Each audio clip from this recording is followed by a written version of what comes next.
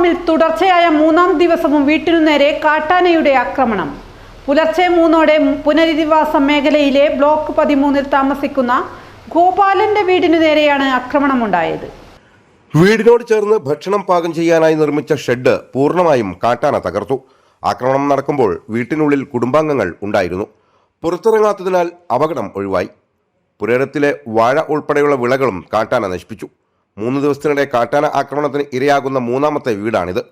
തുടർച്ചയായ ആക്രമണങ്ങൾ പ്രദേശവാസികളിൽ കടുത്ത ആശങ്കയും ഭീതിയും സൃഷ്ടിച്ചിരിക്കുകയാണ്.